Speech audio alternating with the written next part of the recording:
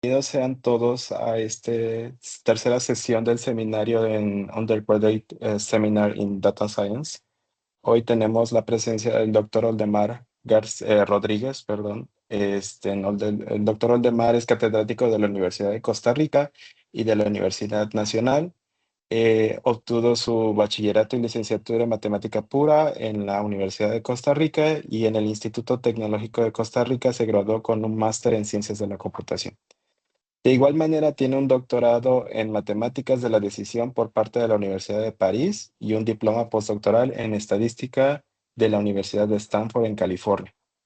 En Costa Rica fue Premio Nacional de Ciencia y Tecnología Clodomiro Picado, TWICE, en el año 2000 y Medalla de Oro al Inventor Destacado del Año por la Organización Mundial de Propiedad Intelectual OMPI en Ginebra, Suiza, en el año 2004. Fue director también del CIMPA, el Centro de Investigación de Matemática Pura y Aplicada, decano de la Facultad de Ciencias, director del Consejo Universitario y el vicerrector de Administración en la Universidad de Costa Rica.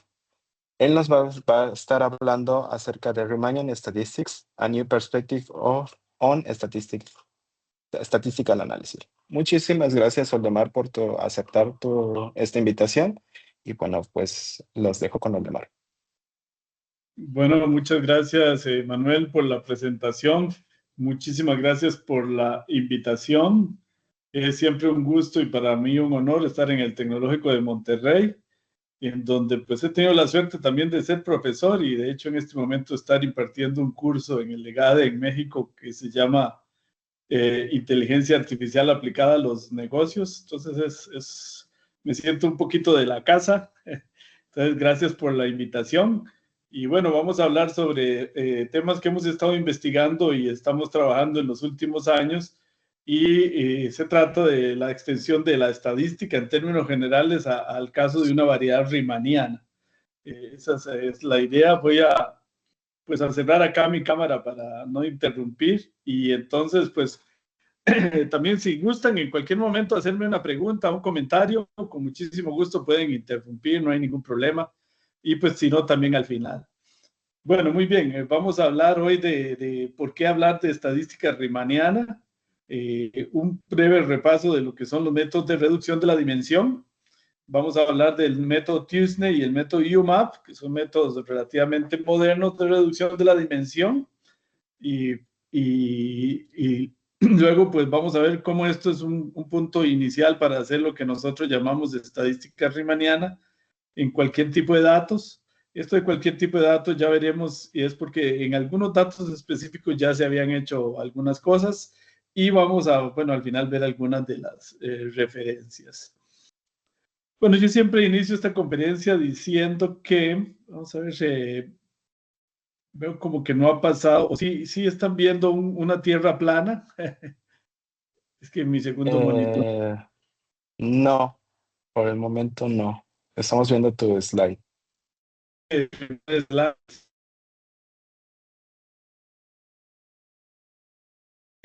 Me llama, en mi iPad tengo uno y ahí tengo otro. Vamos a ver si se actualiza. Ahí está. Bueno, vamos a ver, porque si va muy lento, entonces mejor me paso a la computadora. Ya. No, sí Sí, está. ahí está, ahora sí. Sí, ahora sí. Bueno, yo siempre he dicho que pensar que los datos de una tabla de datos están en un espacio euclidiano, como suele trabajarse, es tan equivocado como pensar que la Tierra es plana, ¿verdad? Como le pasaba a los españoles hace 600, 700 años. Entonces, ese es el mismo problema. Realmente los datos no están en un espacio euclidiano. Y más bien en la vida real, pues efectivamente, y sobre todo en problemas de Big Data, los datos deberían, según mi opinión, considerarse más bien en una variedad riemanniana, en donde básicamente una variedad riemanniana, un buen ejemplo es la Tierra, en donde las distancias son geodésicas. Sin embargo, localmente, por ejemplo, ahí estamos viendo un triángulo, no es un triángulo, ¿verdad? Sus ángulos son mayores a 180 grados, la suma. Sin embargo, localmente yo podría pensar que estoy en un espacio euclidiano. Entonces puedo subdividir, por decirlo de alguna manera, la variedad riemanniana en espacios locales, en donde hay métricas locales que nos permiten ver las cosas de la manera clásica.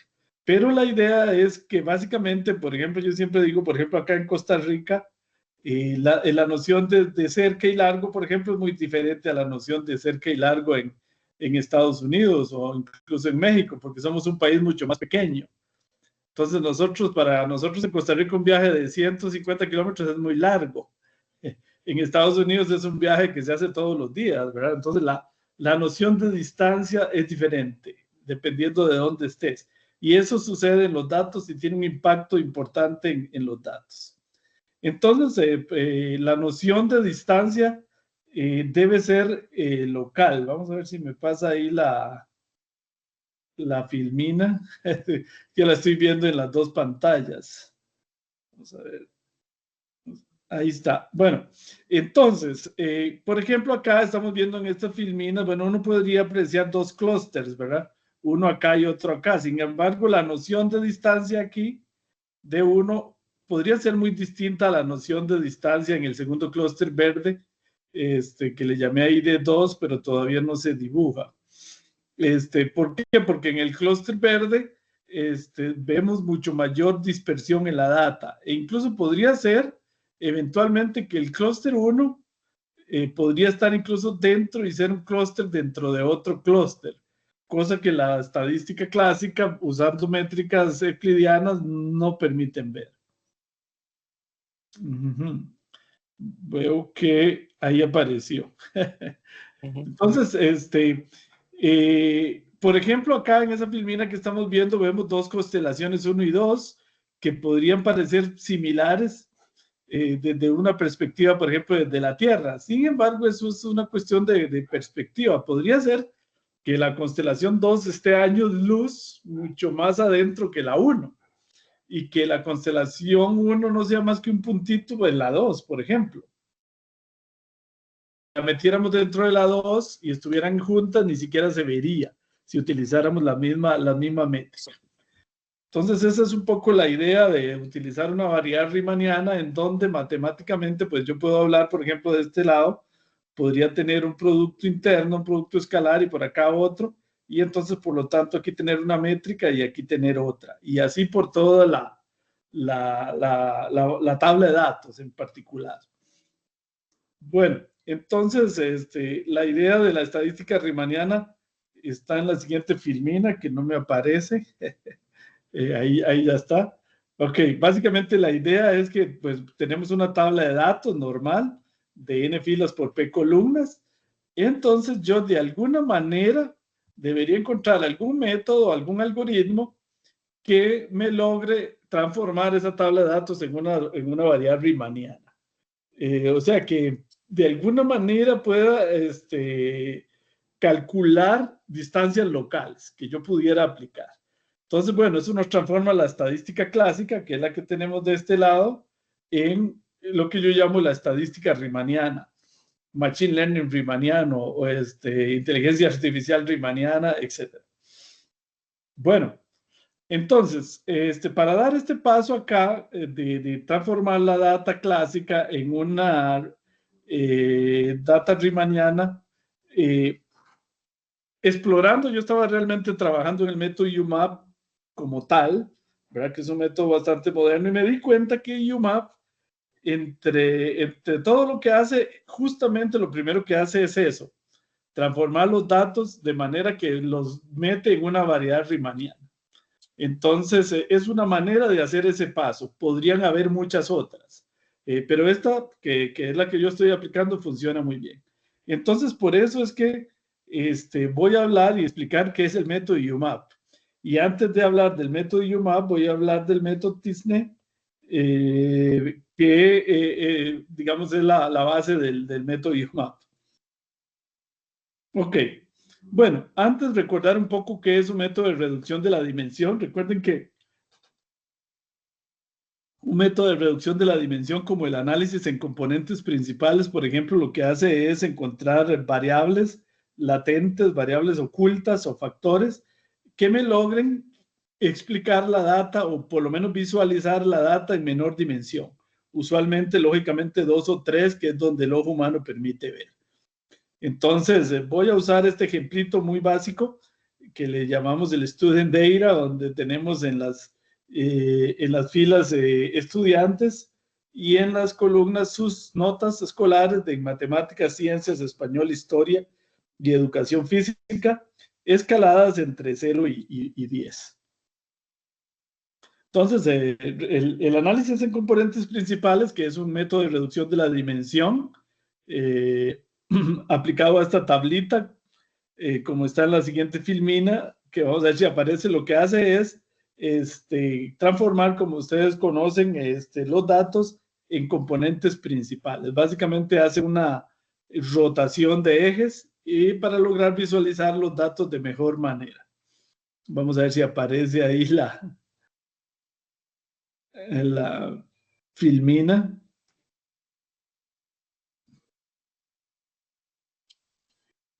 Si no, voy a tener que dejar de compartir aquí, compartir en la computadora, ¿verdad?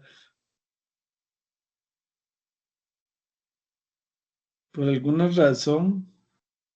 Es así. Bueno, ahí está, sí.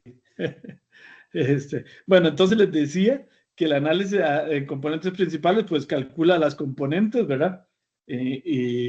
Y normalmente, pues en las últimas, la información se concentra o la varianza explicada en las primeras componentes. Entonces yo puedo prescindir de las últimas, por ejemplo, de las últimas 3, y entonces a partir de ahí hacer una visualización de los datos usando las 2 primeras componentes en 2 dimensiones. Ok, vamos a ver acá. Ok, bueno, ahí está. Entonces ahí tenemos que, por ejemplo, acá yo claramente ya puedo identificar tres segmentos, 3 clústeres en los datos usando las primeras 2 componentes. Esa es la idea en general de los métodos de reducción de la dimensión. Disney del 2008 y UMAP del 2018 son métodos sumamente nuevos relativamente al análisis en componentes principales, que es de 1903 por ahí. Son métodos muy revolucionarios que se basan en ideas muy distintas y que se basan básicamente en el uso de la topología en lugar del uso de la geometría euclidiana. Entonces, por ejemplo, vamos a comparar cómo se comportan en esta data de los estudiantes, en las clásica data del iris y otra de los dígitos escritos a manos que son muy conocidos. Estos son datos que, digamos, tienen clústeres conocidos a priori. Entonces, la idea es comparar, ver si cuál de estos métodos encuentra mejor estos clústeres. Entonces, vamos a ver si me pasa ahí la qué curioso. Ok, bueno, entonces, en el ejemplo de los estudiantes, este es el resultado del análisis en componentes principales que lo acabamos de ver. Este es el resultado del método Disney. Vemos que encuentra pues los mismos 3 grupos. Este es el resultado del método UMAP, en donde vemos que encuentra los mismos 3 grupos, pero logra separarlos aún mejor.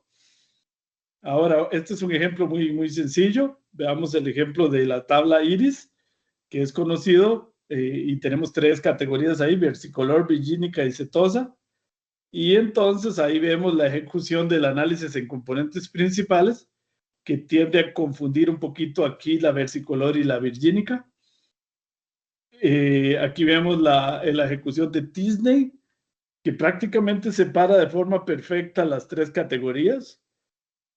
Y la ejecución de UMAP, que separa mejor que la CP, confunde un poquitito, pero muy poco, la setosa y la virgínica y la versicolor.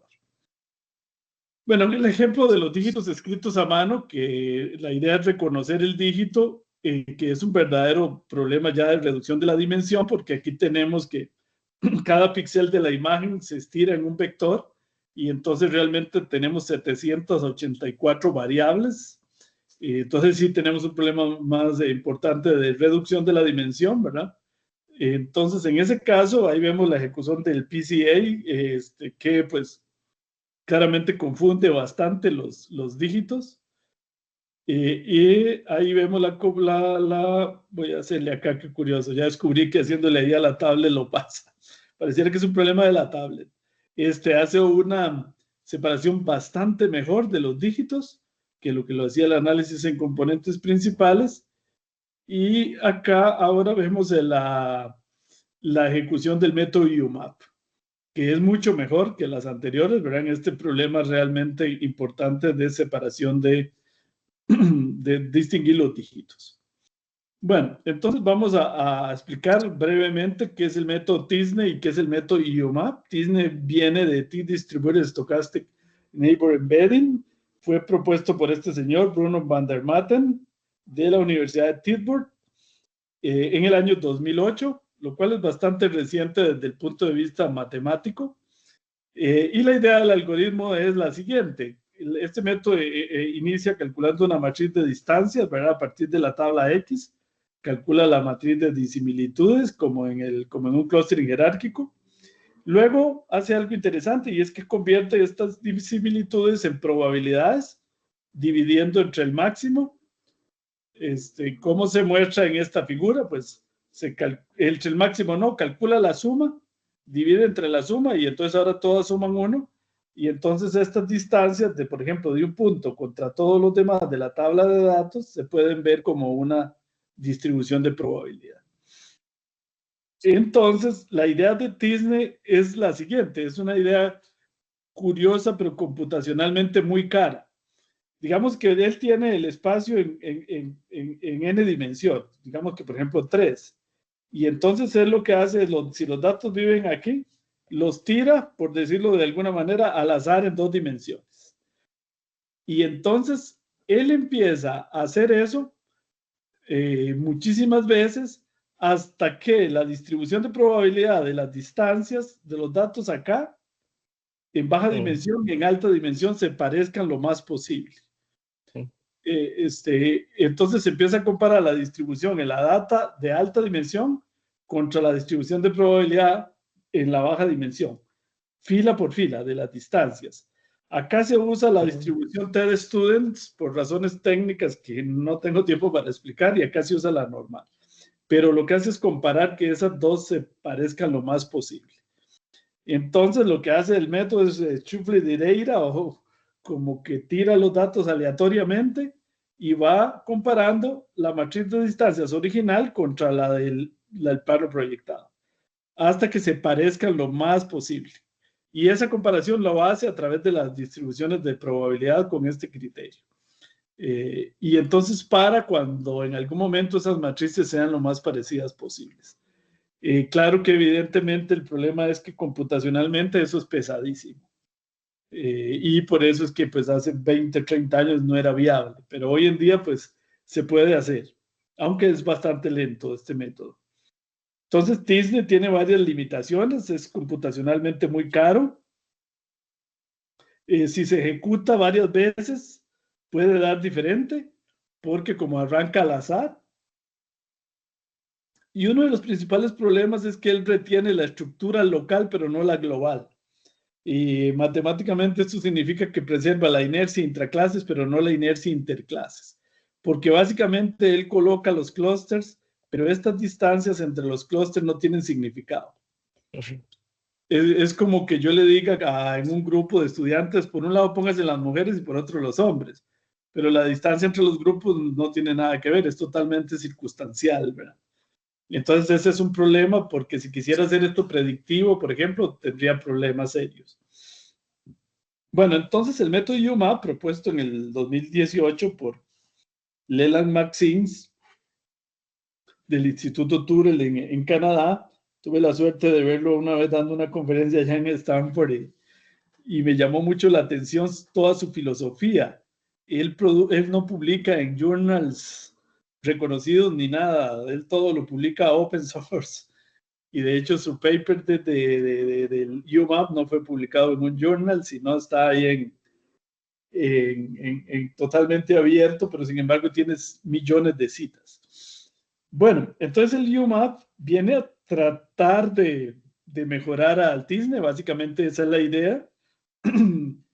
Pero el problema es que esto se monta en matemáticas un poquito complicadas, como es la topología algebraica, y básicamente incluso da y a la geometría riemanniana, y da origen a algo nuevo que se llama el Topological Data Analysis, donde la idea es hacer análisis de datos basados en topología y no tanto basados en geometría.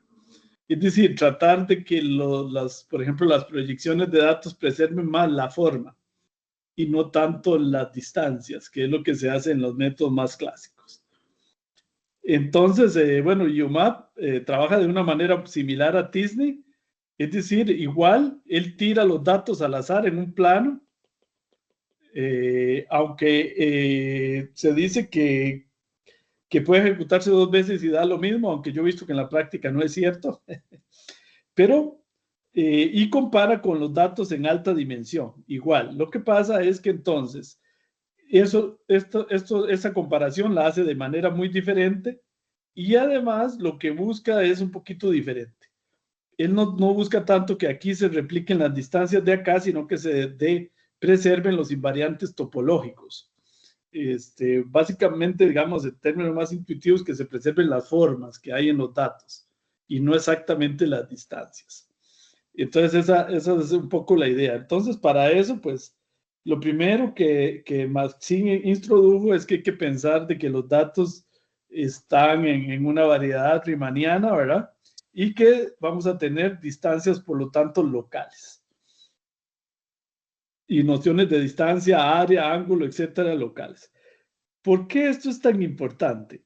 Porque cuando uno se basa en geometría, que es lo que hace el clustering jerárquico, el K-means, etcétera, y uno trata de encontrar, por ejemplo, clústeres aquí, él no encuentra bien los clústeres, ¿verdad? Por ejemplo, acá, por ejemplo, este círculo no lo encuentra, o este otro. Mientras que si uno hace, por ejemplo, UMAP, sí los encuentra, porque lo que trata de preservar son las formas.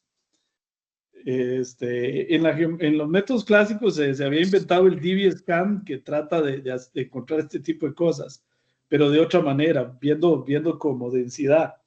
Pero bueno, estos métodos basados en topología naturalmente encuentran este tipo de situaciones, porque lo que andan es tratando de preservar la forma y no tanto las distancias. Entonces, esa es una cuestión totalmente novedosa.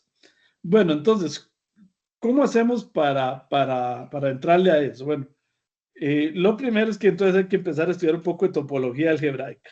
Y entonces necesitamos el concepto de K-simplex, en donde así de manera muy informal, esto sería un 0 simplex, un punto, un 1 simplex, un segmento, un 2 simplex sería un triángulo, ¿verdad? Y un 3 simplex, un tetraedro. Y entonces, por ejemplo, vamos a tener nociones como complejos simpliciales, que básicamente son uniones de simplex más sencillos en donde la intersección que uno toma en cualquier lugar vuelve a ser un simplex. Bueno, entonces la pregunta central acá es, dado un juego de datos, un conjunto de datos en un espacio métrico finito, ¿cómo podemos nosotros producir un complejo simplicial tal que preserve los invariantes algebraicos? Es decir, que me logre preservar eso para que me logre preservar la forma. Y que se refleje, ¿verdad?, en la data proyectada.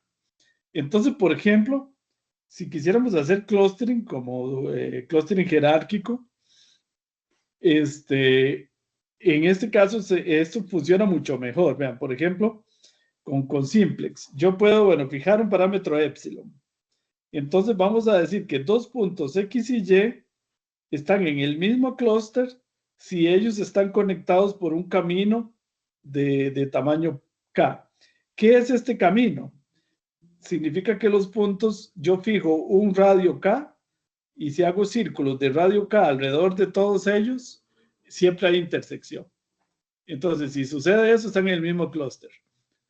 Entonces, por ejemplo, esta manera de ver eso permite encontrar este tipo de cosas, como este círculo, o estos dos círculos que son como un 8, o este otro.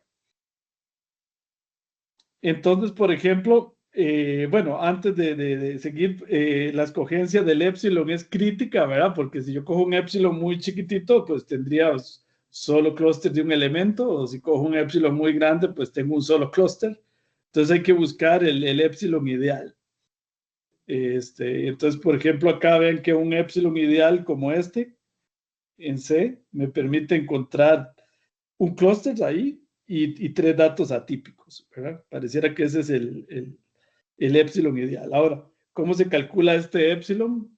Básicamente se calcula en función del número de K vecinos más cercanos y no existe una fórmula de encontrarlo. O sea, que uno sepa. Yo he visto que en la práctica, uno puede dar K y a partir de K calcular épsilon. Entonces, K podría ser, funciona muy bien usar el N entre la cantidad del número de clusters.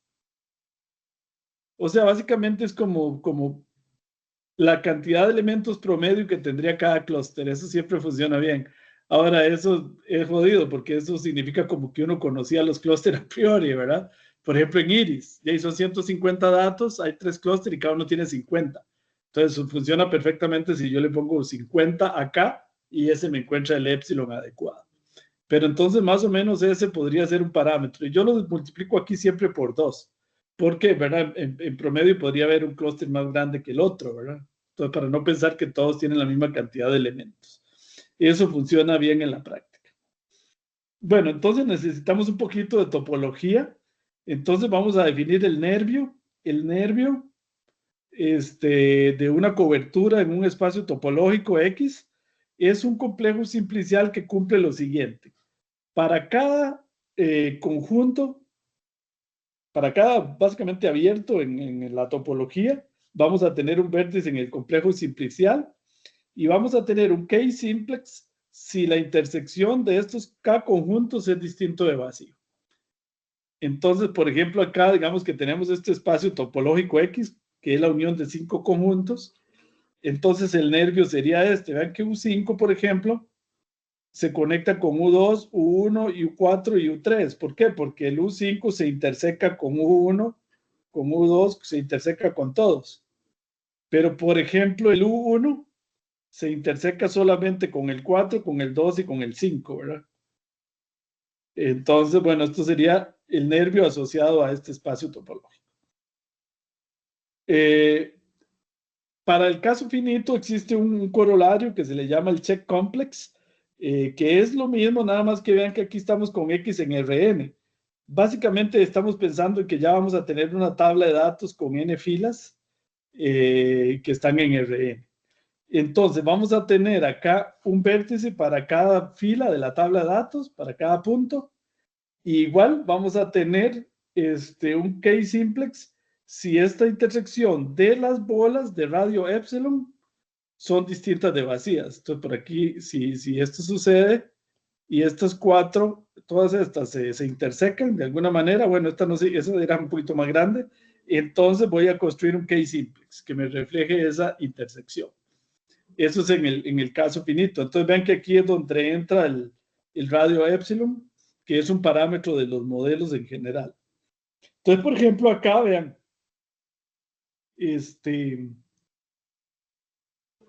acá se forma este triángulo, ¿verdad? Porque se intersecan este y este, ¿verdad? Ok, entonces todos ellos tienen una intersección común, entonces se forma ese triángulo. Mientras que en estos otros solo se intersecan 2 a 2, por ejemplo acá, ¿verdad? Ok, entonces el complejo simplicial sería este grafo, digamos, que se ve ahí adentro. Entonces es fundamental el teorema del nervio para hacer todo lo que vamos a hacer, que está ahí. Y es que dice que el nervio básicamente y el espacio topológico son homotópicamente equivalentes. Eso es muy importante porque eso básicamente lo que me da es una biyección entre, digámoslo así, la tabla de datos y el espacio topológico, que me va a permitir, digamos, usar toda la maquinaria de la topología en mis datos. Básicamente ando detrás de eso. Entonces, bueno, básicamente lo que dice es que aquí hay una biyección, ¿verdad? Que es lo que interesa en este caso entre el nervio y el espacio topológico. Y el corolario que a mí me sirve es y es que existe un homeomorfismo entre el nervio y la unión de las bolas de radio epsilon, ¿verdad? Que es las que me forman la topología. De esta manera, digamos, de alguna manera yo yo formo la topología en un conjunto finito, ¿verdad? Esa es la idea, usando bolas de radio epsilon o círculos de radio epsilon. Ok, bueno, muy bien. Entonces, básicamente ese homomorfismo me permite encontrar esta biyección que es lo que yo ocupo. Este homomorfismo entre el espacio topológico y el complejo simplicial. Va a ser el que me va a permitir, por de alguna manera decirlo, usar las herramientas de la topología en los datos. Bueno, entonces esto es lo que ando detrás, ¿verdad? Tengo la data, el complejo simplicial y entonces tengo una relación 1 a 1 entre ambas cosas. Ya vamos a ver por qué eso es importante. Básicamente les puedo decir que es porque yo acá puedo tener con el algoritmo UMAP métricas locales que de alguna manera le voy a endosar a la data. Esa es la idea y gracias a que es 1 a 1 puedo hacerlo. Entonces, por ejemplo, UMAP, supongamos que tenemos estos datos en R3, ¿verdad? Y yo quiero de alguna manera proyectarlos a un plano en R2, pero que me preserve como esas parábolas que se ven ahí, o sea, que me preserve de alguna manera esa forma. Entonces, básicamente lo que el algoritmo hace es así, escoge un épsilon y entonces construye esferas de radio épsilon, ven aquí alrededor de cada puntillo, ¿verdad? Y entonces, a partir de esas esferas, ya tengo aquí, digamos, un espacio topológico, puedo pensar que eso es un espacio topológico, y entonces a partir de ahí construyo el complejo simplicial, ven, ya tengo un complejo simplicial, y entonces se me forman como grupos, ven. Aquí hay uno solito. Entonces ahí, a partir del complejo simplicial, entonces, escogiendo un radio, puedo encontrar esos grupos. Bueno, entonces, como les había dicho, la escogencia del radio es crítico, ¿verdad? Muy pequeño no sirve y muy grande tampoco. Entonces, ¿cómo lo calcula UMAP? Básicamente, él encuentra, basado en un algoritmo de K vecinos más cercanos. De esa manera, encuentra como estos grupos. Pero entonces vean que el K, aquí hay otro grupo más grande, el K impacta directamente, es básicamente equivalente a dar el K a dar el épsilon.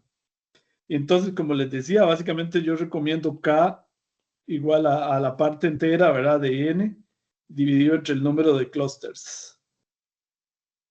Y yo multiplico aquí por 2. Entonces, eso para determinar a partir de ahí el épsilon. Entonces, bueno, básicamente así es como él encuentra y termina entonces en una geometría riemanniana. Entonces logra tener distancias locales y básicamente entonces ya transformamos nuestra data en una variedad riemanniana. Ok, bueno, muy bien. Entonces, acá está explicado cómo construyo el épsilon.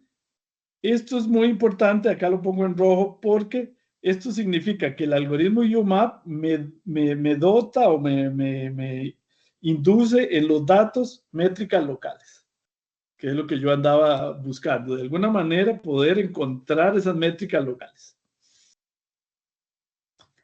¿Qué pasa? Esto es un tema interesante. ¿Qué pasa? Porque aquí tengo una métrica local y aquí tengo otra. Pero ¿cómo calculo las distancias entre ellos? ¿Verdad? Entonces siempre se usa lo que se llama algún consenso, una distancia como mezclada. Normalmente se usa esta idea para calcular las distancias entre un punto que está en una región y otro punto que está en una región. Aquí mido la distancia con D1. Aquí mido la distancia con la métrica D2. Entonces, ¿cómo calculo esta distancia? Bueno, puedo usar esta forma. Bueno, entonces la idea del UMAP es encontrar un espacio de baja dimensión, idealmente de 2 dimensiones, que preserve la estructura topológica de la mejor manera posible respecto al espacio de alta dimensión. Y UMAP hace esa comparación usando cross entropy. Básicamente utiliza esta fórmula que es conocida en otros contextos para comparar las distancias en el espacio de alta dimensión del de baja dimensión. Entonces esto tiene una ventaja, que es que esta parte de acá me garantiza la inercia intraclases. O sea, esta me garantiza, me mide los grupos a lo interno. Y esta otra parte me garantiza la inercia interclases. Entonces, por eso se dice que en UMAP sí son válidas las distancias entre los grupos y las distancias a lo interno de los grupos. Entonces, eso es una de las grandes ventajas respecto al método Tisney. Y entonces aquí vemos en estos datos, por ejemplo, esta es la proyección que hace UMAP. Acá estaba en 3 dimensiones y hizo un rebajo a 2 dimensiones y preserva la topología. O sea, preserva básicamente esas parábolas que estábamos viendo ahí, las preserva. Fíjense que si yo hiciera esto con un ACP, a lo mejor queda un círculo, ¿verdad? Y se pierde esa estructura de los datos. Dependiendo de, por ejemplo, si yo proyecto aquí abajo, podría ser que lo que quede es una raya. Bueno, muy bien. Entonces, ventajas de UMAP, es considerablemente más rápido que Tisney. Conserva distancias entre grupos y intragrupos. Esas son las grandes ventajas. Y es muchísimo más rápido que Tisney. Bueno, entonces, resulta que en algún momento yo quería darle a UMAP como un sentido más estadístico. Porque UMAP nace de la gente de Machine Learning, en donde lo que les interesa más es visualizar datos o reducir la dimensión. Pero yo decía, bueno, quiero darle más interpretación estadística. Por ejemplo, graficar lo que los franceses llaman el círculo de correlaciones, para ver la relación y las correlaciones entre estas variables, tal cual lo hace el ACP, ¿verdad? Cuando uno hace un biplot, que ve las flechas y ve las variables. Entonces, por ejemplo, en el análisis en componentes principales de esta tablita de estudiantes, por un principio que se llama la dualidad, etcétera, que no voy a entrar en detalle, uno puede graficar el círculo de correlaciones, que es básicamente plotear las variables. Y se puede probar que si la tabla original está centrada y reducida, aquí veo correlaciones. ¿Y por qué la transpongo? Porque esto es como hacer un ACP sobre la traspuesta para ver las variables. Y entonces lo interesante es que si esta tabla está centrada y reducida, yo veo correlaciones. Entonces aquí descubro, por ejemplo, que historia y matemáticas se correlacionan fuerte y positivo. Que en ciencias y matemáticas, perdón, historia y español aquí, que ciencias y matemáticas se correlacionan fuerte y positivo. O sea, bueno en matemática, bueno en ciencias. Y que por el contrario, matemáticas y educación física tienen un ángulo casi 180 grados. Quiere decir que la correlación es casi -1. Es decir, hay correlación fuerte y negativa. Bueno, la cosa es que este círculo de correlación que hacen los franceses permite ver de manera muy bonita en las correlaciones. En Estados Unidos lo que hacen es el biplot y ponen esas encima del plano, pero no interpretan esto como correlaciones, que es todavía más rico. Bueno, entonces yo estaba con la idea de hacer un círculo de correlaciones para el UMAP. Ya yo dije, bueno, ahí no hay problema. Básicamente el círculo de correlaciones, una manera de calcularlo en el ACP es calcular la correlación entre las variables y las dos componentes principales y ponerla ahí, plotearlas de esa manera. Bueno, el círculo de correlaciones también permite hacer el biplot, que es explicar, por ejemplo, que este clúster son los buenos en educación física, que este clúster son los buenos en matemáticas y ciencias y que este otro clúster son los buenos en historia y español. Bueno, la cosa es que yo quería darle hacer el círculo de correlaciones para UMAP, a ver qué pasaba. Y entonces, básicamente, una manera de graficar el círculo de correlación es calcular la correlación entre las variables y las componentes principales que da el ACP. Y esos puntillos plotearlos. Entonces, esos puntos se plotean y se tira una flecha. Y entonces yo dije, bueno, ahí no hay problema, porque UMAP me da también dos componentes, ¿verdad? Igual que el ACP. Entonces voy a aplicar la misma idea con las componentes del UMAP. Y hay una propiedad importante que se puede probar en ACP y es que la suma de todo esto da 1. Por eso es que se dibuja en un círculo de correlaciones. Porque son correlaciones y nunca podrían sobrepasar el 1, de la suma de todas estas correlaciones. Entonces eso garantiza que las flechitas estas nunca se salgan del círculo. Bueno, entonces este es, por ejemplo, el círculo de correlaciones del análisis en componentes principales, en donde se ve lo que acabo de explicar antes y se ve que ninguna de las flechas sale del círculo. Y veo la correlación entre matemáticas y ciencias fuerte y positiva, entre historia y español fuerte y positiva, y entre matemáticas y educación física fuerte y negativa, entre ciencias y educación física también fuerte y negativa. Y por ejemplo, entre español y matemáticas no hay correlación porque el ángulo es casi de 90 grados. Bueno, ahí se pueden deducir una serie de correlaciones. Entonces, ahí está el ACP en el caso del círculo de correlaciones y el plano principal. Entonces yo dije, bueno, voy a hacer lo mismo para UMAP. Entonces, hice lo mismo para UMAP. Aquí están los clústeres que hace UMAP, que son bastante mejores que los del ACP, y me tiró las variables. Pero yo me llevé acá una gran sorpresa. Vean, se salen del círculo. Entonces yo dije, hey, no, lo primero que yo pensé, tengo algún error ahí en la programación, ¿verdad? Porque ya debería cumplirse este teorema, ¿verdad? Que ese teorema se cumple en el ACP. Y entonces yo dije, qué extraño. Sí está bien porque este apunta a este clúster, estas variables apuntan a este clúster y esta variable apunta a esto y todo estaba bien. Pero se me salían del círculo. Entonces yo digo, seguro hay algún error en el cálculo, algún error. Bueno, ya me puse a pensar un poquito más y yo dije, ¿será que esto se cumple? Y entonces descubrí que no, que eso no se va a cumplir porque yo estaba calculando el círculo de correlaciones como si estuviera en un espacio euclidiano, pero ahí estaba en un espacio riemanniano. Entonces las correlaciones las estoy usando, las correlaciones como si todos los individuos se midieran con la misma distancia. Y eso no era cierto. Entonces, primera cosa, esta propiedad ya no la tengo. Y segunda cosa, lo estoy haciendo mal porque no puedo partir de esa idea. Entonces, de ahí, el problema es que entonces yo necesito ahora definir qué es una correlación riemanniana o qué es la media aritmética riemanniana y en general qué es la estadística si estamos con los datos en una variedad riemanniana. Bueno, lo primero que yo dije, ¿será que alguien ya inventó eso? Seguro que sí, ¿verdad?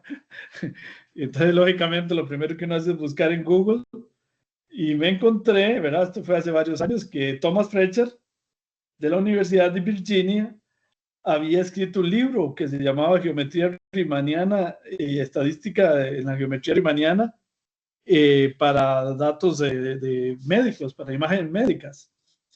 Entonces yo dije, bueno, sí, ya seguro esta gente ya trabajó en esto. Ahora, investigando y trabajando sobre lo que ellos hacían, me di cuenta que ellos lo que hacen es usar siempre la distancia geodésica y usar la media de Fletcher. De Fletcher, que lo que hace es decir, la media es el punto más cercano a todos los demás puntos, ¿verdad? Porque no tengo, el problema es que cuando yo estoy en una variedad riemanniana no tengo la estructura de un espacio vectorial. Entonces no puedo sumar los vectores y hacer una división como para calcular un promedio.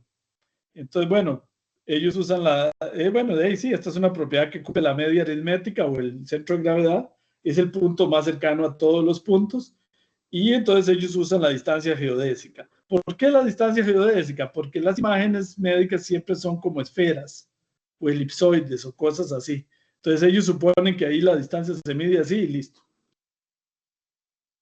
Y todo ese libro de ellos y sus artículos se basan en esa idea. Entonces yo dije, bueno, qué dicha, hay un campo abierto, porque esto es apenas un caso particular, ¿verdad? Porque no tiene por qué usarse la distancia geodésica en la data. Y el algoritmo UMAP es capaz de dotar a los datos de esas distancias locales. Entonces, esa es un poco la idea que hemos venido trabajando. Bueno, si yo tengo una tabla de datos, entonces donde sus filas son vectores de RP y las columnas son vectores de RN, yo puedo transformar los datos en un complejo simplicial y dotar a estos datos de topología y de distancias locales usando el teorema del nervio y construyendo el complejo de check a partir de los datos. Y usando UMAP aquí, puedo encontrar métricas locales que después se las regalo, digamos, a los datos. Ok, entonces básicamente yo ocupo dotar a mis datos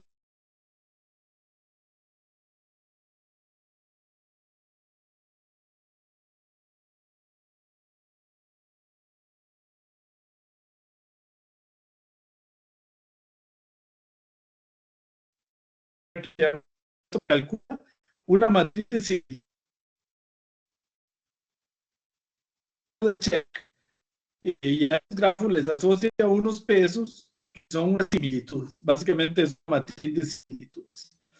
Entonces yo voy a definir este rho alfa beta como 1 menos esas similitudes para que sean algo así como una distancia. Entonces, voy a definir entonces esta resta vectorial ponderada por ese parámetro rho. Y usando aquí la estructura de espacio vectorial. Es decir, si tengo dos vectores aquí, aquí puedo restar, ¿verdad? Esta resta. Pero voy a definir la resta esta un poco extraña, está acá en el complejo simplicial. Entonces estoy dotando a esto de una estructura, digamos, de restas, sumas. Estoy tratando de hacerlo un espacio vectorial, pero con una métrica local que me la está diciendo ese rho alfa beta lo calcula, se calcula a partir del algoritmo UMAP. No es un parámetro, es algo que se calcula. Y entonces básicamente eso lo que hace es de esta resta hacerla más corta o más larga, digámoslo así, dependiendo de lo que me dijo el algoritmo UMAP y dependiendo de que, por ejemplo, aquí podría tener una noción de distancia de 1 y por acá una noción de distancia de 2. Entonces, bueno, ya puedo definir la distancia UMAP como la resta de estos dos vectores, el producto interno bruto de eso. La norma, básicamente. Entonces ya tengo una matriz de distancias locales que se comportan localmente. Estas distancias ya no se comportan euclidianas. Podrían ser que ciertas partes tienen una noción y en otras partes otra, que la dio básicamente este grafo. Entonces, ya teniendo una noción de distancia local, ¿verdad?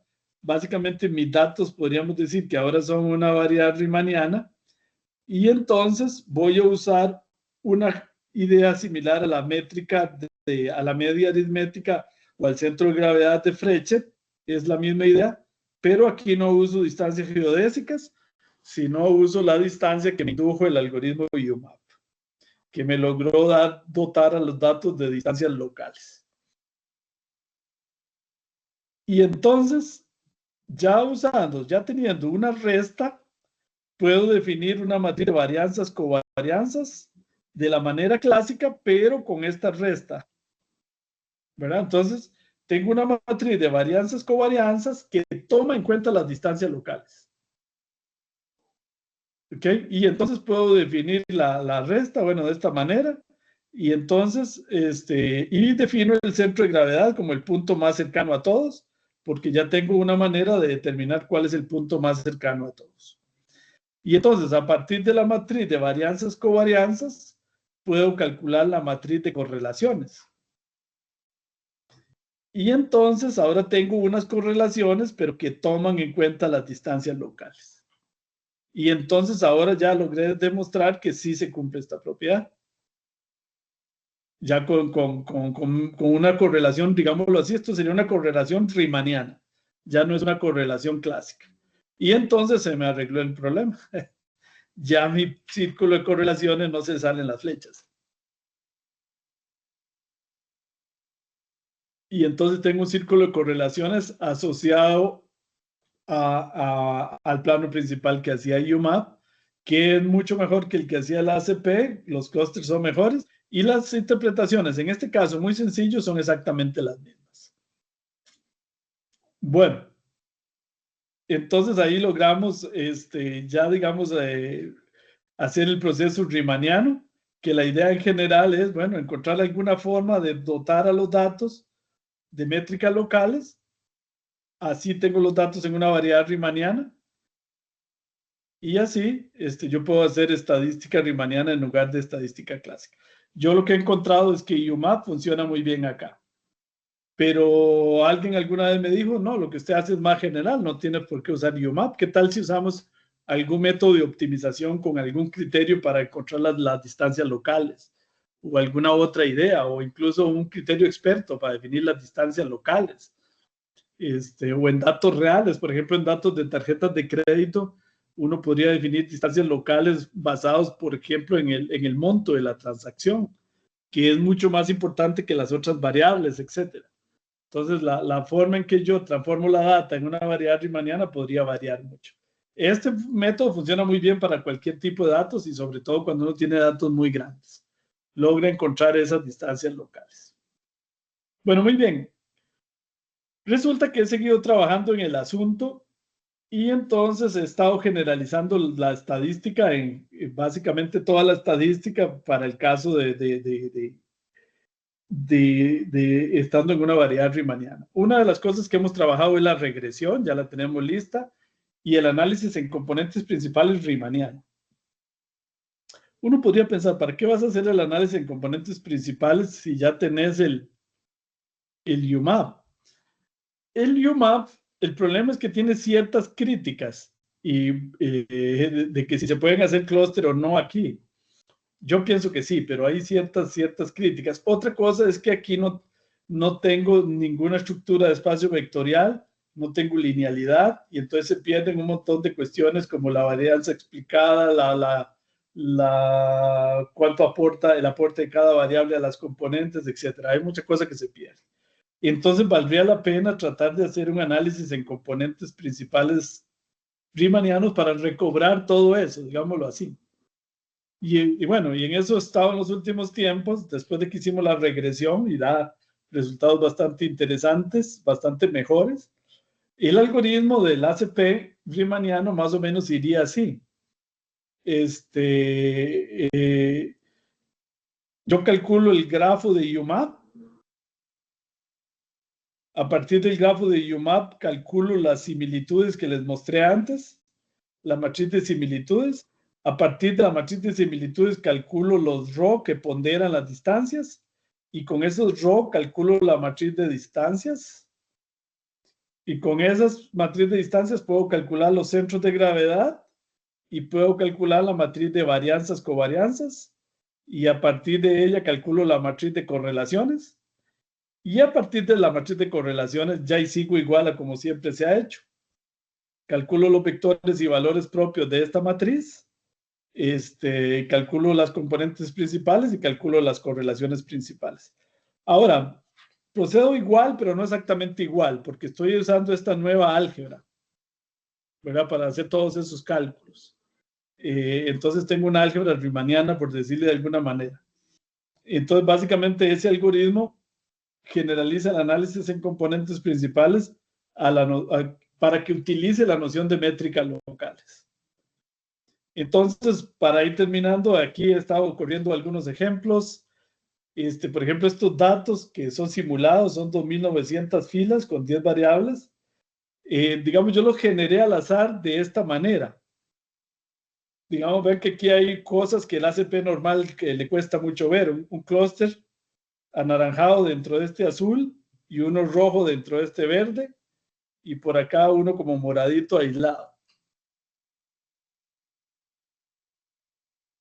Entonces, si hago el ACP clásico en esos 2.900 datos y 10 variables, ahí los estoy proyectando en las dos primeras variables, porque estos datos, las dos primeras variables son las que provocan esa formación. Las demás variables lo que hacen es como meterle un poco de ruido, siguiendo la normal. Bueno, entonces, si ejecuto el ACP clásico, sobre esos datos tengo un 25% de varianza explicada, que es, digamos, relativamente bajo. Y más o menos vean que algo se la juega, porque encuentra el clúster rojo acá como en el medio de los verdes, ¿ven? Y encuentra el clúster anaranjado como en medio de los azules. Y el clúster morado o lila separado. Entonces, relativamente logró ver los clústeres con una inercia baja. Si ejecutamos el ACP riemanniano, lo primero que observamos es que la inercia explicada subió casi al doble, lo cual es bastante bueno. Y ahora ya puedo calcular todo eso. Antes no lo podía calcular si lo hago directamente con UMAP, porque como en UMAP no tengo valores propios, recordemos que la inercia es el primer valor propio más el segundo valor propio dividido entre la suma de los valores propios. Entonces no podría calcular eso. Ahora sí lo puedo calcular. Y aunque no se nota mucho, se ven parecidos, ¿verdad? Está rotado, pero sí encierra mucho mejor los datos rojos sobre los verdes, bastante mejor que el ACP. Y los datos anaranjados los encierra entre los azules, que es lo que tenía la data original. Entonces, así rápidamente uno le parece que dio igual, pero no, realmente logró mejor. Vean que, por ejemplo, el clúster lila realmente lo logró identificar mucho mejor. ¿Verdad? Vean que en este había bastante mezcla. Acá lo logró separar bastante bien. Y bueno, y nuestra inercia lo dice con toda claridad, que esta representación es bastante mejor. Bueno, muy bien. Nada más ya para terminar, decirles, bueno, hay un paper que pueden consultar que se llama Estadística Riemanniana para cualquier tipo de datos, que fue publicado en esta conferencia en Italia. Está el paper completo, ahí lo pueden buscar en internet y lo bajan. Ahí es gratuito. También se publicó acá, donde ya no es gratuito, en los estudios de clasificación de Springer. Ahí está publicada una versión un poquito más grande que esta, del artículo donde yo hago, digamos, la explicación de esto en términos generales.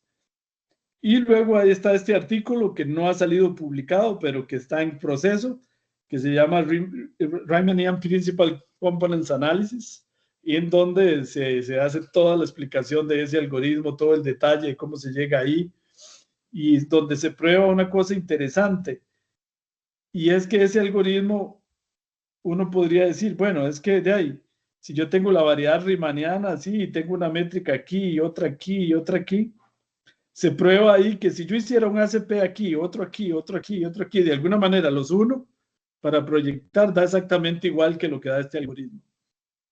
O sea que realmente hacer estas operaciones realmente logran capturar la naturaleza local, que todavía no estoy muy seguro por qué pasa, pero pasa. O sea, porque logra capturar estas como si yo las hiciera aparte, porque vean que aquí las hago todas juntas. O sea que el álgebra esta sí funciona.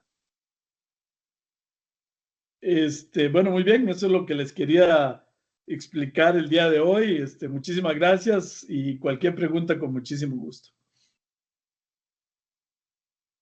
Muchísimas gracias, Waldemar, por tu excelente plática. Muy interesante. ¿Alguien en el público tiene alguna pregunta? Sí, Sí, yo adelante, tengo, Renato. perdón. Hola, muchas gracias, Soldemar. Estuvo muy interesante la charla. Tenía una pregunta o tal vez incluso sugerencia. Comentaste que en este proceso de UMAP, cuando hacías mapeabas las correlaciones, se salían del círculo unitario y por eso te viste en la necesidad de utilizar la distancia geométrica, ¿cierto? Sí, sí, correcto. Como acá se Entonces, salía del círculo, entonces, ¿qué se me hizo? Entonces ahí me di cuenta de que era que de ahí estaba mal porque estaba pensando en distancia euclidia. Sí, sí, adelante. sí. Y la razón fue, pues, como comentaste, que pues estabas midiendo estos vectores en espacios tangentes distintos. Exacto. No estabas en el espacio euclidiano, estabas en la variedad riemanniana y entonces cada punto tiene su espacio vectorial, su espacio tangente distinto, perdón. Y entonces llegaste con la solución de la distancia geodésica. No sé, tal vez sería interesante ver si, o sea, otra manera de resolverlo se me ocurre es usar transporte paralelo. Pero necesitas una conexión riemanniana y aparte que sea compatible con la métrica, pero pues está este resultado fundamental que siempre existe y es la conexión de Levi-Civita y eso también permitiría mapear las correlaciones sin que se salieran del círculo unitario porque la conexión mueve el vector de un espacio tangente a otro preservando la métrica. No sé, tal vez esa podría ser otra manera de hacerlo. No sé si en el proceso se pierda algo, pero sería una manera otra manera de resolver el problema en lugar de utilizar la distancia geodésica. Sí, nada más sí aclararte que no usé las distancias geodésicas, sino usé las distancias que induce UMAP. Esas son las que son locales, pero efectivamente tienes toda la razón. De hecho, acá, cuando yo puse el algoritmo, ya cuando lo hice como un ACP, lo primero que yo hice fue exactamente eso que ustedes dicen, como exactamente, plantearlo como local y después unirlos. Y da exactamente igual que esto. Ok, ok. En ejemplos prácticos ha dado siempre igual. No tengo una prueba matemática todavía de que eso siempre se cumpla, pero es interesante. Justo con esa idea que mencionas, que sí, sí, es lo primero que eso es muy interesante, porque sí, eso es lo que uno debería hacer en buena teoría, ¿verdad? Estar haciendo las cosas así, ¿verdad? Localizado y después conectarlas de alguna manera. Yo Sí, creo que, según recuerdo, hay como conexiones en complejos simpliciales que vienen ya del complejo simplicial, como sí, básicamente inducidos lograr naturalmente.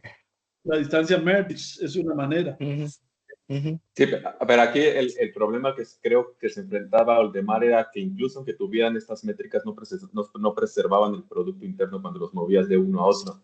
Sí. Y el Ujú, truco es usar la conexión de Levi-Civita, porque esa los mueve y ujú. además preserva la métrica. Sí. Pero Sí. no sé si en el proceso se pierda otra cosa, ¿no? Que es muy Otra Sí, cosa, seguro. claro. lo voy a intentar con la conexión que mencionas, así, porque yo lo hice un poco más con para hacer los pegues con esa otra distancia. Sería interesante, sí, Sí, ver no, que y de hecho, creo que recuerdo que cuando construyes la conexión de Levi-Civita, utilizas la métrica que ya tienes, o sea, es como una compensación. Entonces, no es que salga de la nada. Si ya tienes una variedad riemanniana con una métrica específica, puedes modificarla para que sea la de Levi-Civita y que preserve los productos internos. Entonces, esa métrica que tú ya tenías, de cierta manera, sigue estando presente. Ujú. Ujú. Sí, ok, no, muy interesante la observación. Muchas gracias y voy a seguir investigando por ese lado también, a ver qué pasa. También tenemos otra pregunta de Arturo. Hola, eh, una pregunta. ¿Tienes benchmarks respecto al tiempo computacional de este algoritmo? O sea, por ejemplo, en el ejemplo que pones que tiene 2.900 filas, o sea, ¿qué tanto aumenta conforme aumenta el número, ya sea de variables o de observaciones? Sí, muy buena pregunta. Tengo benchmark, pero muy informales. Y sí, este algoritmo que estamos viendo en pantalla puede durar el triple que el algoritmo clásico, así con esta data. Pero eso que me estás diciendo me da una idea fundamental que yo debería poner en el artículo también, ¿verdad? Que es algún tipo de benchmark como el que estás mencionando, ¿verdad? Y medirlo un poquito más científicamente. No tengo así, pero sí informales, siempre veo que dura por lo menos mínimo más del doble que Ok, si estuviera haciendo un Ujú. análisis de componentes clásico, lo cual podría ok, ser bastante dependiendo de la tabla, pero eso que me acabas de decir y lo que me dijo el compañero anterior, me dan ideas para seguir ampliando este trabajo. Y muy importante, y tenés toda la razón, porque es algo que yo debería poner en el artículo, porque puede estar muy bonito este algoritmo, pero si dura 25 veces más, ¿verdad? O 100 veces más, que podría ser impráctico, ¿verdad? de acuerdo. Gracias. Sí, gracias por las preguntas y las sugerencias que me han dado, muy útiles, que ya las voy a anotar inmediatamente. ¿Alguien más tiene alguna otra pregunta?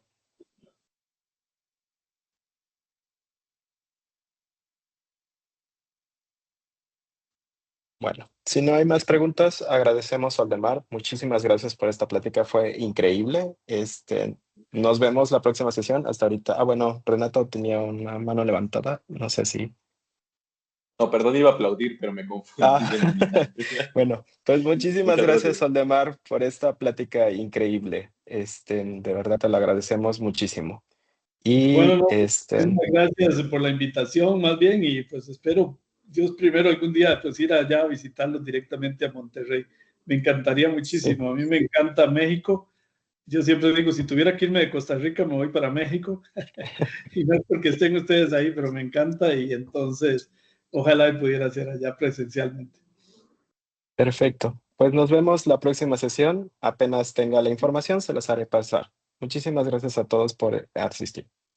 Gracias. Gracias.